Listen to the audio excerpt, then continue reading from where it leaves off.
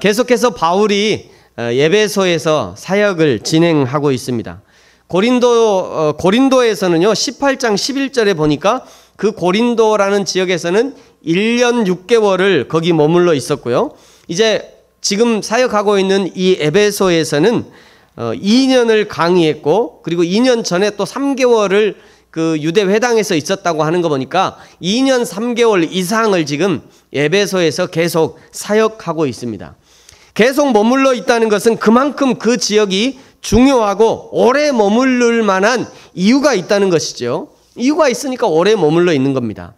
이 두란노 서원에서 강론으로 흩어져 있던 여러 그 아시아의 전역에서 살던 유대인들과 또 헬라인들이 와서 이 바울의 강론을 들었죠. 그래서 주의 말씀을 들었다 이렇게 기록하고 있습니다. 그렇다고 해서 여러분, 이 두란노 서원을 중심으로 하는 이 에베소 지역의 사역이 결코 쉬운 사역은 아니었습니다.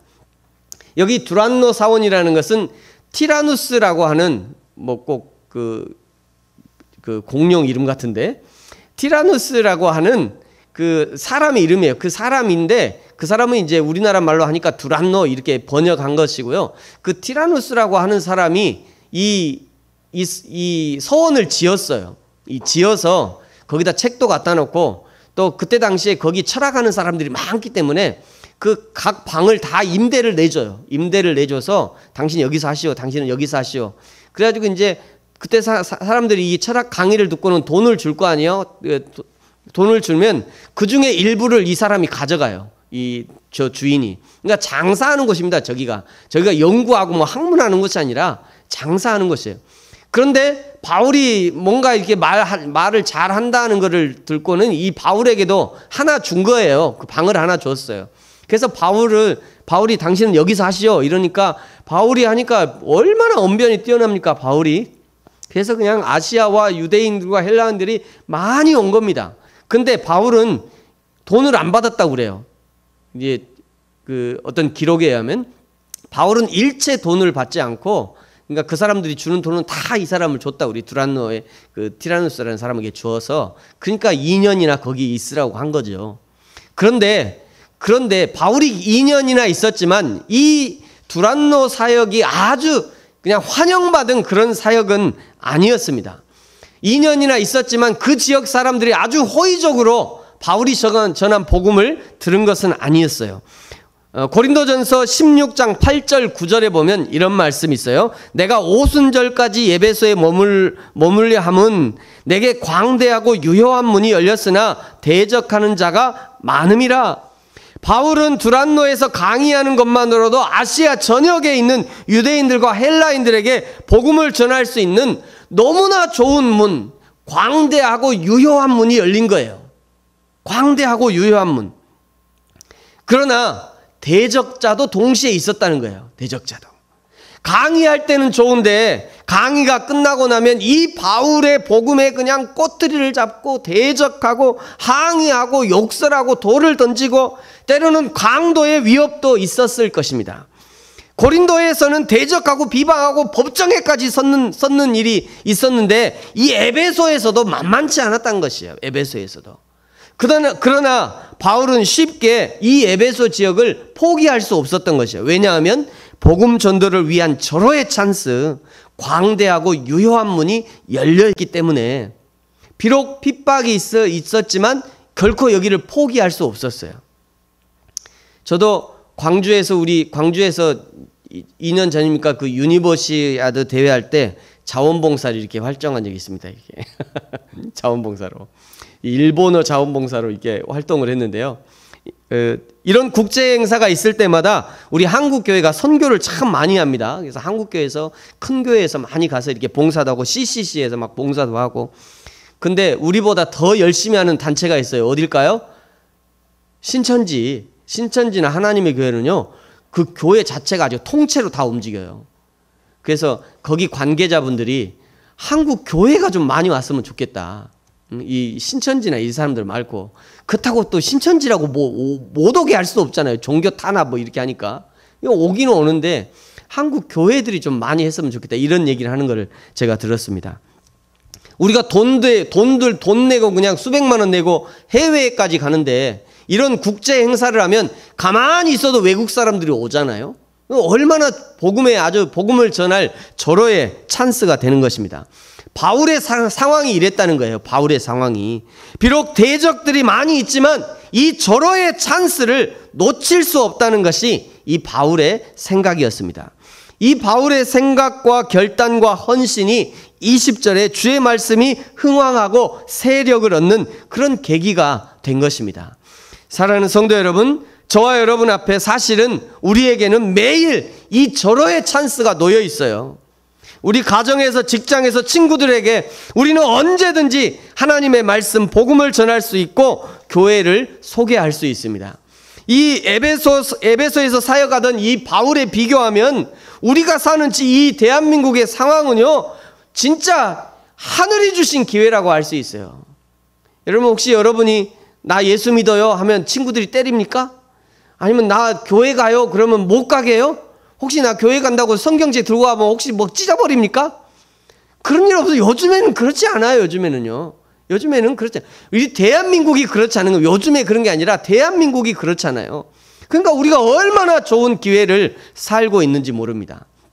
여러분이 살아가는 오늘이라는 이 시간은요, 지구 역사상 가장 아름다운 날이에요. 오늘이 말이죠. 믿으십니까? 네. 저와 여러분이 만나는 성도님들은요, 이 지구상에서 가장 아름다운 신앙의 사람들이에요. 좌우에 한번 봐보세요. 안 보시는군요. 한번 봐보세요. 이쁘시죠? 예, 조는 모습도 너무 이쁘잖아요. 얼마나 이쁩니까? 이런 아름다운 성도님들과 신앙생활을 하고 있다니까요. 저와 여러분이 섬기는 이 부르심 교회는요, 비록 규모도 작고 조건도 열악하지만 그러나 대한민국에서 가장 아름다운 사람들과 함께 사랑하고 섬기는 공동체입니다. 믿으십니까? 네. 제가 왜 그렇게 강력하게 얘기할 수 있냐면요, 오늘이 가장 아름다운 날이기 때문이에요. 여러분이 있는 그곳이 가장 아름다운 곳이에요. 그러니까 우리 교회가 가장 아름다운 교회죠. 뭐 말할 것도 없습니다. 저와 여러분이 지금 누리고 있는 이 축복이야말로 이 세상에서 맛볼 수 있는 최고의 축복이라는 것이에요. 여러분이 복음을 증거하는 것은 이 축복을 나누는 것입니다. 저와 여러분이 교회를 소개하고 교회에 오라 하고 초청하는 것은 우리가 누리는 이 축복을 나눠주는 것이에요. 이것은 부끄러운 일이 아닙니다. 이 축복은 나눠주면 나눠줄수록 더 커지는 축복인 것이에요. 사랑하는 성도 여러분, 이 축복된 기회를 그냥 지나가게 두지 마시고 기회를 따라 입술을 열어서 하나님을 자랑하고 예수님을 자랑하고 천국의 소망을 자랑하고 오직 예수 그리스도의 복음을 증거하며 예수님의 몸된 교회를 자랑하는 저와 여러분이 되기를 축복합니다. 바울이 절호의 찬스라고 생각하는 이 시기가 에베소에서는요 5월이었습니다. 5월. 에베소의 5월은요 아데미 신을 기리는 축제 기간이었어요. 이게 아데미 신상입니다. 아데미 신상인데 에베소에 가면 곳곳에 이 아데미로 조각한 이 신상들이 있어요. 근데 여러분, 이 아데미 신상을 가만히 보면 앞에 뭐가 이게 동글동글한 게 많이 있죠. 저게 뭘까요? 저걸 확대해 보면 이렇게 생겼어요. 이게 뭐냐면 아데미의 젖가슴입니다. 이 동글동글한 게 전부 다 아데미의 젖가슴이에요. 아데미 신은 어떤 신이냐면 건강과 풍요와 다산과 관능의 신이에요. 저거를 만들어 놓고 저게 신이에요. 만지면서 말이죠. 저거 만지면서 이게 신이다 이렇게 하는 거예요. 그럼 저걸 만지면 건강해지고 풍요해지고 이렇게 하는 거죠. 얼마나 음란합니까? 아테네에는요 그 유명한 파르테논 신전이 아테네에 있는데요, 이 에베소에는 아데미의 신전이 있었습니다. 세 개의 불가사의 중에 하나죠, 저 아데미 신전이. 근데 이 아데미 신전은 파르테논 신전과 비교해 보면요, 파르테논 신전이 요만해요. 높이는 2배 높고요, 넓이는 4배입니다. 어마어마하게 큰 그런 신전인 것이죠. 에베소에 거주하는 사람들과 세계 각지에서 참배하러 온 사람들이 이 아데미 신전에서 아데미 신을 숭배하고 건강과 풍요를 기원하는 것입니다. 그런데 에베소에는 이 아데미를 참배하러 온 사람들만 있는 것이 아니라요, 그 사람들을 상대로 돈벌이를 하는 사람들이 있었는데 아데미의 신상을 이렇게 만들어 가지고 이것을 파는 사람들이 있었어요. 이거 딱 소주머니에 들어갈 만한 그런 사이즈, 아주 작은 휴대용 아데미 신상입니다. 아주 작게. 이거를 은으로 만들어서 파는 거예요. 그 사람 중에 대표적인 사람이 오늘 24절에 등장하는 데메드리오라고 하는 은장세기입니다. 은장세기라는 것은 은으로 무엇인가를 만들고 조각하고 뭐 이게 하는 사람을 은장세기라고 하는 거죠. 이 사람은 은으로 아데미의 이 작은 신상을 만들어 가지고요, 손에 놓고 만지작 하면서 또 호주머니에 넣고 만지작 하고 이렇게 다니면서, 그러면 그 집에 또는 그 자기 호주머니에 넣기도 하지만 또 자기 집에 단을 하나 만들어 가지고 그 단 위에다 저거를 이렇게 세워놓고 복을 비는 거예요. 풍요와 건강을 비는 겁니다. 그리고 고도로 이 상술이 발전해 가지고요, 누군가 저 사람 저걸 사러 오잖아요. 은으로 돼 있으니까 얼마나 비싸겠어요. 그러면 사러 오면 당신 집에 몇 명입니까? 가족들이 몇 명입니까? 5명인데요. 그러면 이거 5개 사야 된다고. 5개 사야 복이 온다고. 이래가지고 막 한 집에 5개, 6개 이렇게 파는 거예요. 그러니 얼마나 많이 팔려겠어요. 전 세계에서 오는데, 전 세계 아시아에 전 세계 사람들이 아데미에 오는 그 에베소에 오는데 얼마나 많이 팔렸겠습니까? 그야말로 이 아데미 축제가 있는 5월 한 달 동안 1년치 장사를 다 하는 거예요. 여러분, 그런 도시에 이제 소동이 일어납니다. 23절에 보시면요, 그 도로 말미암아 적지 않은 소동이 있었다. 그 도로 말미암아 적지 않은 소동. 여기 그 도가 뭐냐면 바울이 전한 도죠. 예수님의 도인 거예요. 처음에 두란노 서원에서 바울에게 한 자리를 내주고 강론하게 했던 그 바울이 선포한 내용을 다른 철학자들의 내용과 비슷한 것처럼 생각했을지 모릅니다만, 그러나 바울이 전한 내용은 세상 철학이 아니었어요. 예수 그리스도의 복음을 전한 겁니다. 그래서 소동이 일어난 것이에요. 이미 경험했지 않습니까? 19절에 보면, 오늘 본문 위쪽에 19절에 보면 어떤 마술사들은 바울이 전한 복음을 듣고 자신이 가지고 있던 마술책을 그냥 5만 달란트나 되는 그 800만 원 정도 되는 그 마술책을 다 불태워 버렸잖아요. 다 그냥 태워버린 것을 이 사람들이 알고 있었던 거예요. 그 소문을 알고 있었던 거죠. 그래서 그 소문을 우상을 만들어 파는 사람들이 듣고 놀란 겁니다. 이게 소동이 일어난 것이에요.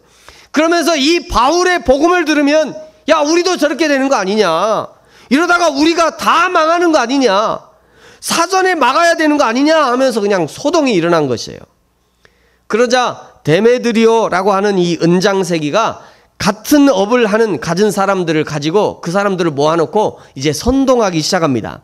25절에 보니까 이렇게 말하죠. 그가 그 직공들과 그러한 영업하는 자들을 모아 이르되, 여러분도 알거니와 우리의 풍족한 생활이 이 생업에 있는데, 이 풍족한 생활이 그 은으로 만드는 그 우상 만드는 데가 그것이 우리의 풍족하게 한다, 이런 얘기예요. 이 풍족한 생활이 우리의 이 생업에 있는데, 26절, 이 바울이 에베소뿐 아니라 거의 전 아시아를 통하여 수많은 사람을 권유하여 말하되, 사람의 손으로 만든 것은 신이 아니라 하니 이는 그대들도 보고 들은 것이라. 27절, 우리의 이 영업이 천하해질 위험이 있을 뿐 아니라 큰 여신 아데미의 신전도 무시당하게 되고 온 아시아와 천하가 위하는 그의 위엄도 떨어질까 하노라. 이 데메드리오의 선동을 가만히 들어보면요, 명분은 뭔가요? 명분은 뭐냐면 큰 여신 아데미의 신전도 무시당하게 한다. 우리의 종교를 지금 명분으로 내세우고 있는 거예요. 우리의 종교가 없어질 수 있다 이러다가 아데미, 우리가 섬기는 저 아데미를 무시한다, 저 바울이. 명분은 이거예요. 그런데 명분은 이건데 실질적으로 이 선동하고 있는 이유는 뭔가요? 이유는 뭐냐면 이 영업이 천해질 위험이 있다. 이러다가 우리 직업이 없어질 수 있다. 이러다가 우리가 돈 못 벌 수 있다. 이것이 실제적인 이유인 것이에요. 한마디로 경제적인 이익을 얻기 위해서 종교라고 하는 명분을 사용하고 있는 겁니다. 여러분, 사람을 선동하는 최고의 도구가 종교 아닙니까? 그렇죠. 가만 생각해 보면 사람을 선동하는 최고의 도구가 종교예요. 종교. 천국 이런 거죠. 영생, 뭐 지옥, 뭐 이거 하면 껍벅 가잖아요. 사람들이. 최고의 사람들을 선동할 수 있는 도구가 이 종교예요. 종교가 잘못되면 사람들을 아주 멍청이로 만들어버려요. 우민화하는 거예요. 우민화. 뭐 별로 이게 보고 싶지 않은 그런 그림입니다만, 여러분 작년에 최순실 박근혜 게이트를 통해서 국정농단을 봤잖아요. 이 사람들 지금 다 이 감옥에 가 있는데 보고 싶지 않습니다만, 그런데 말이죠, 아직도 이 사람들을 비호하는 교회와 기독교인이 있다는 게 놀랍습니다. 아직도 저 사람들을 비호해요. 이 사람들 이렇게 기도해요. 거기 가서 말이죠, 한쪽에서 풀어달라고. 여러분 부끄러운 이야기입니다만 최순실이 어느 교회의 권사였다는 걸 아십니까? 정윤회 있잖아요. 정윤회가 성가대 대장이었어요. 정윤회 최순실 씨가 성가대 고생한다고 오늘 한번 쏠게요 그러면 강남 최고의 한우집으로 갔대요. 배불리 먹고 온 거예요 거기서. 그러니 이런 최순실이 국정농단으로 구속이 되자 그 사람 풀어달라고 말이죠. 목사들이 십자가를 지고 막 외치고, 응? 그 사람 풀어달라고 구국기도회를 개최하고, 가만 보니까 구국기도회 별 기도회 아니에요. 최순실 풀어달라는 거죠. 여러분 종교가 이렇게 무서운 거예요. 종교가. 우리 기독교인들요 정신을 똑바로 차려야 됩니다. 정신을 똑바로 차려야 돼요. 그냥 가면 안 돼요. 제발 정신 차리고. 여러분 34절을 보십시오. 이렇게 은장색이 데메드리오에게 선동이 된 사람들이 광장에 모여가지고요 2시간씩이나 소리를 칩니다. 2시간씩이나 에베소 사람의 아데미여, 2시간씩이나 거기서 소리를 친 거예요. 아데미가 진짜 신이다. 예수는 물러가라. 바울은 물러가라. 거기서 소리를 친 거예요. 온 에베소 시내가 아데미를 연호하는 함성으로 가득했을 거예요. 여러분 여론이 잘못되는 경우는 얼마든지 있습니다. 여론이. 그 결정적인 장면이 빌라도의 뜰 아닙니까? 빌라도의 뜰에 사람들이 모여가지고 예수를 못 받고 바라바를 풀어줘라. 예수를 못 받고 바라바를 풀어줘라. 거기서 그냥 소리 지르니까 성경에 보면 그 소리가 빌라도를 이겼다 이렇게 기록하고 있어요. 빌라도가 진 거예요. 여론에 진 겁니다. 빌라도가. 여론을 살피는 것도 중요한데 그런데 여론이 반드시 진리가 아닐 수도 있다는 것입니다. 지금 에베소에서 왜 이런 난리가 난 것입니까? 한 사람 바울이 전한 복음 때문에 이 모든 난리가 일어난 것이에요. 바울이 전한 복음이 아무것도 아니라면 난리 날 일이 없잖아요. 그런데 이 복음이 사람들의 생각을 바꾸고 그들의 행동을 바꾸고 삶의 양식을 바꾸자 난리가 난 것입니다. 사단이 난리가 난 것이죠. 지금까지 자기 졸개로 데리고 놀던 사람들이 예수님의 복음을 듣더니 그 사람들이 변해요. 네? 사회가 통째로 변하게 생겼어요. 그래서 그냥 사단이 비상이 걸린 거예요. 그래서 난리를 핀 겁니다. 그래서 소동을 피운 거예요. 여러분 이 모든 시작이 어디서부터 시작되었습니까? 9절부터 시작된 19장 9절에 바울이 두란노 서원에서 날마다 하나님의 말씀을 강론할 때 말이죠. 그때 각지에서 사람들이 몰려서 바울의 복음을 들을 때 그때부터 시작한 거예요. 그리고 20절에 주의 말씀이 힘을 얻게 되고 흥왕하게 되고 세력을 얻게 되자 이 난리가 난 것입니다. 여러분 사람이 쉽게 변합니까? 안 변합니까? 사람이 쉽게 변해요? 안 변해요? 안 변하더라고요.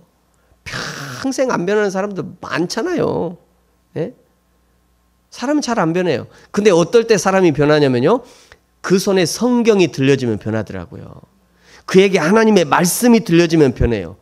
그에게 성경이 들어가기 시작하면 사람이 변하는 거예요. 여러분 언제 사람이 은혜를 받습니까? 말씀이 들려질 때 은혜가 되는 거예요.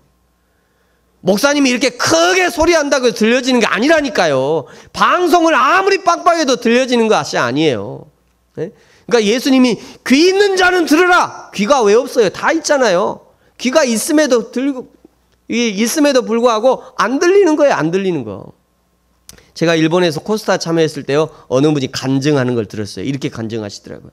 그 코스타가 저쪽 어느 큰 공원에서 코스타를 진행하는데 유학생 집회거든요. 유학생 집회를 진행하는데 자기는 아무런 관심이 없었대요. 그래서 도대체 저 사람들이 뭐 하나 하고 진짜 그 사람이 나무에 올라갔답니다. 나무에 올라가서 가지에 이렇게 툭 걸쳐 앉아서 저 사람들이 도대체 뭐 하나 이렇게 얘기하는데 갑자기 어느 목사님이 귀 있는 자는 들으라 이 얘기를 하더래요. 깜짝 놀랐대요. 그 소리가 들려가지고. 그래가지고 그 순간에 이 사람이 도대체 뭔가 내가 귀가 있긴 하는데 이게 뭔 소리지? 그리고 그 길을 찾아간 거예요. 자기가 예수 안 믿었는데. 그리고 예수 믿었다는 사람들이 있더라고요. 여러분, 그냥 귀가 있다고 다 들리는 것이 아닙니다.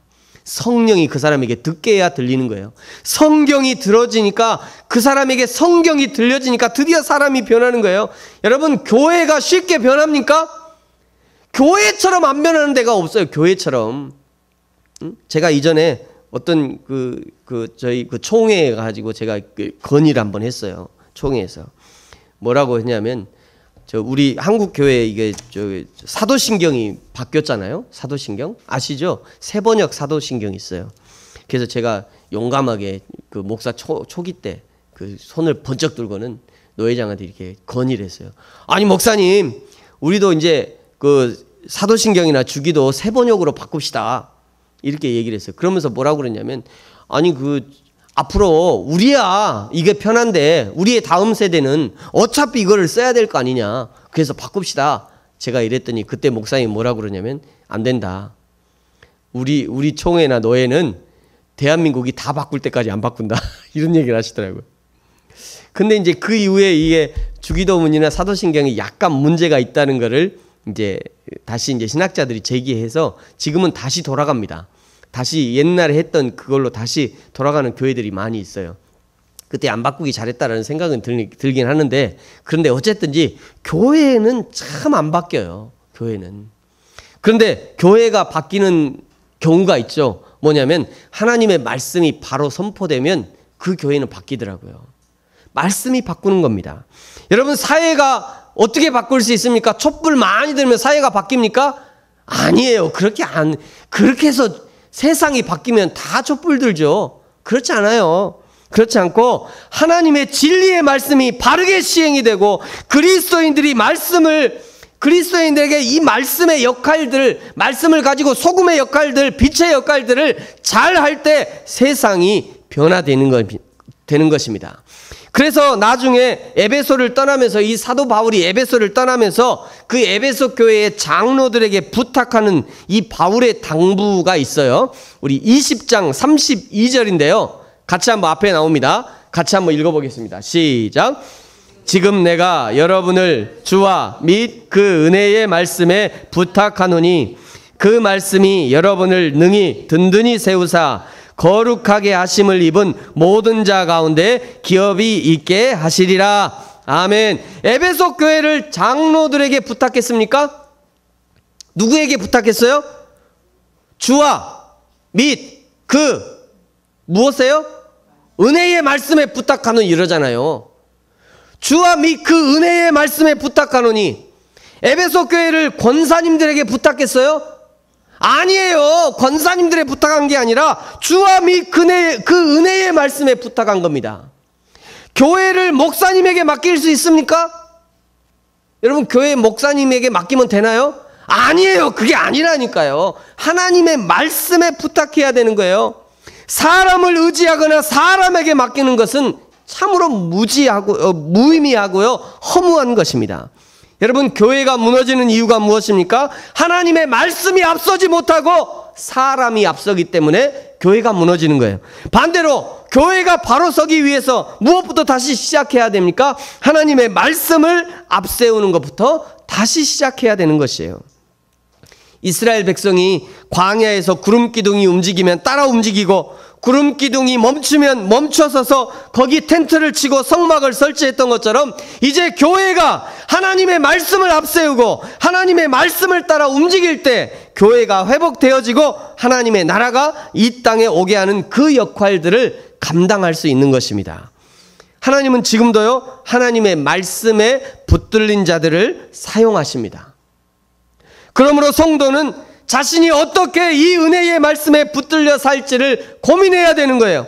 어떻게 하면 교회에서 직분을 하나 더 맡아볼까? 그것이 중요한 것이 아니고 어떻게 하면 교회에서 성도들에게, 목사님들에게 인정을 받아볼까? 그것이 중요한 것이 아니고 오직 어떻게 하면 하나님의 말씀에 강력하게 붙들려 있을 수 있을까? 그것이 가장 중요한 것이고 그것을 고민해야 되는 것입니다.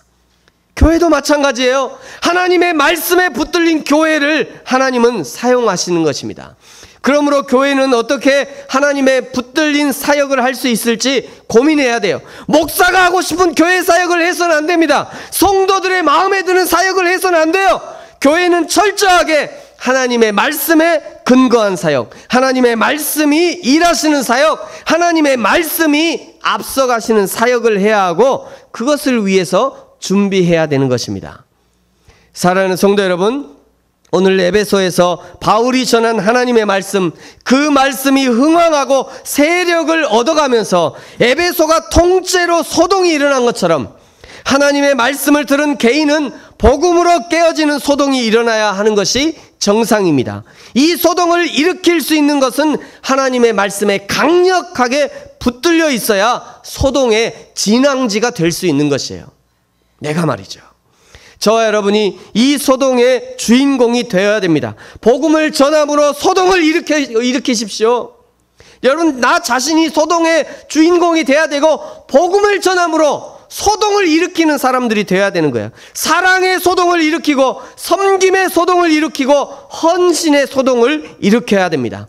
나 스스로에게 가정에서, 직장에서, 그리고 사회에서 복음과 사랑과 섬김과 헌신으로 소동을 일으키고 그리하여 여호와를 인정하는 것이 온 세상에 가득하게 될 수 있도록 그렇게 쓰임받는 저와 여러분이 되어지기를 예수님의 이름으로 축복합니다.